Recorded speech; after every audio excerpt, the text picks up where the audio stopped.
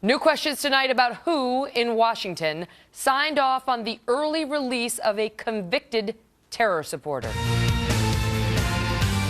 Tonight, Eric Holder and the full weight of the Justice Department come down on the Little Sisters of the Poor. We don't get a salary, we don't have enough income, so we go begging. See why the administration is determined to win its fight against these nuns. Now let go of the weapon! You understand? You understand? Yes, sir! And if she can't pass the fitness test, for females to get a maximum score, execute 8 pull-ups. Is a woman really tough enough to be a Marine? The fight over that question is getting fierce, and you'll see how. Plus, see how the lunchroom complaints of thousands of students finally made a difference. Tonight on The Kelly File.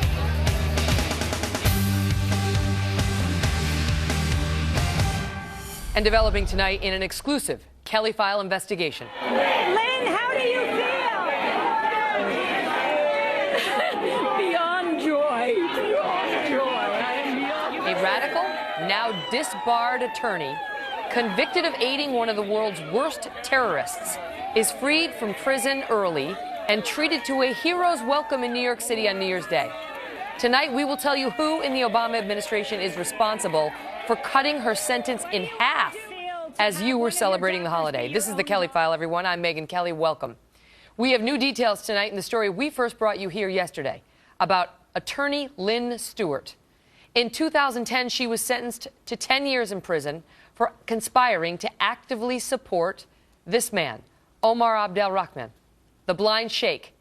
Now, he is the spiritual leader of a violent jihadist group responsible for the deaths of thousands around the world. He is the person who bin Laden says gave the fatwa that led to 9/11.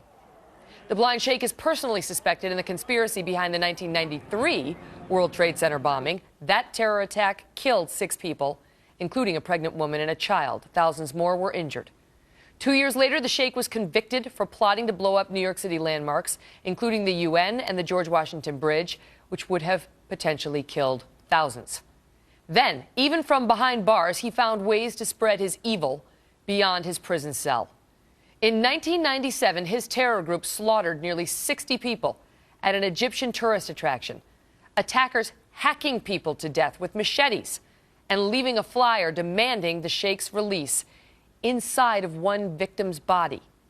Now, keep in mind that terror that he unleashed in Egypt, because it's going to become relevant in a minute.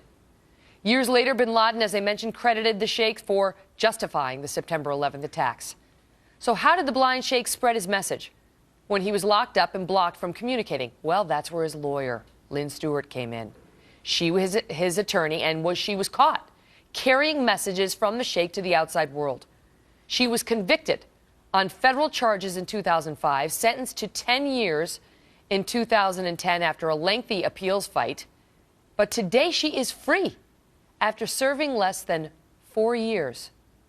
How did that happen, and who signed off on this? Jay Sekulow is Chief Legal Counsel for the American Center for Law and Justice. How does it happen that someone as controversial as this, conspiracy to defraud the United States, convicted on conspiracy to provide material support to terrorist activity, to provide material support to terrorists, Jay, how does she get a pass out of prison early?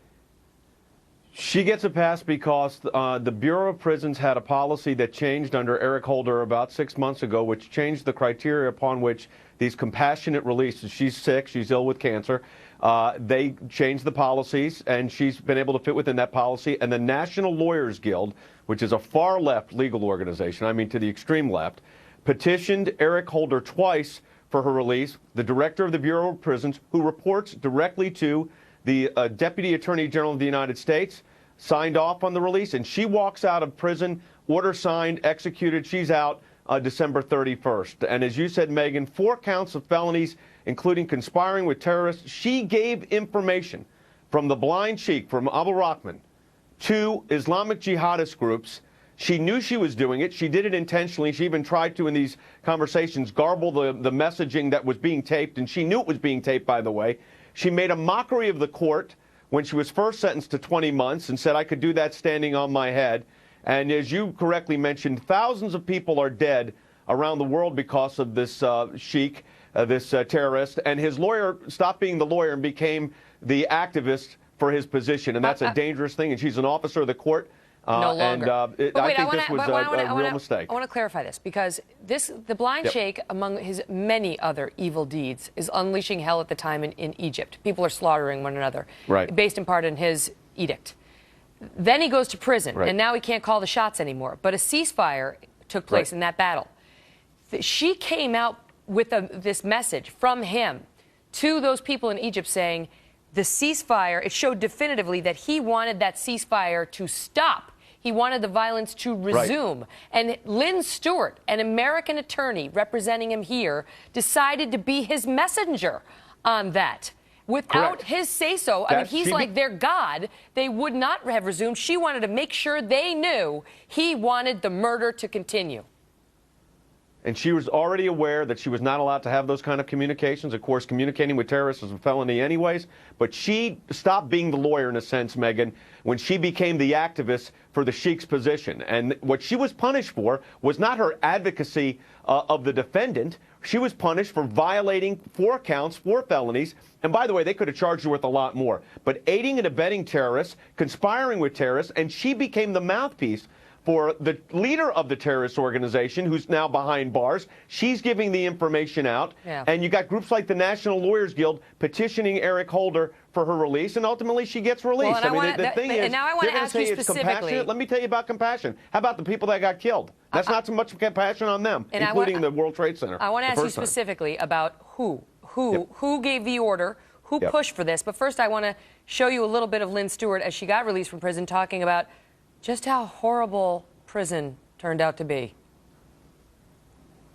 The letter that you wrote talking about prison being a loveless place. We feel, well, maybe if I write a letter and I put down, just how terrible a place it is, that might move him. I don't know that it moved him, but I tell you, he got the application at about 10 o'clock in the morning, and at 2 o'clock in the afternoon it was signed and back at the prison.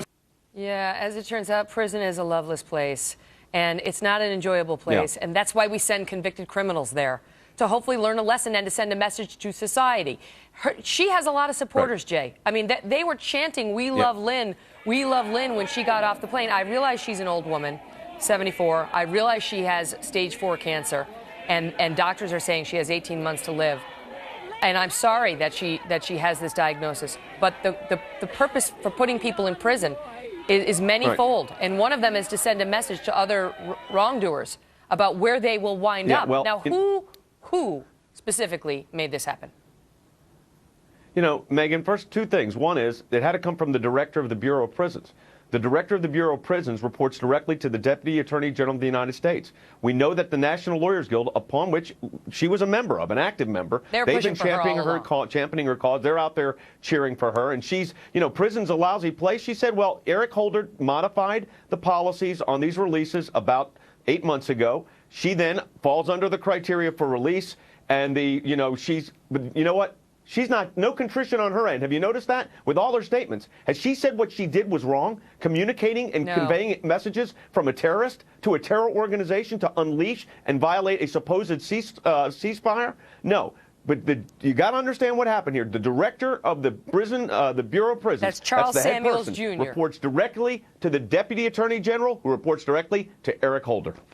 So that's this the way it is the BOP. There's no way she got out without Eric Holder knowing this. It's impossible. This is the Bureau of Prisons working with Eric Holder's DOJ to try to get this woman who is a convicted supporter of terror, of a convicted terrorist, one of the worst convicted terrorists we have in the country, to get her out early, based on compassion because she's ill.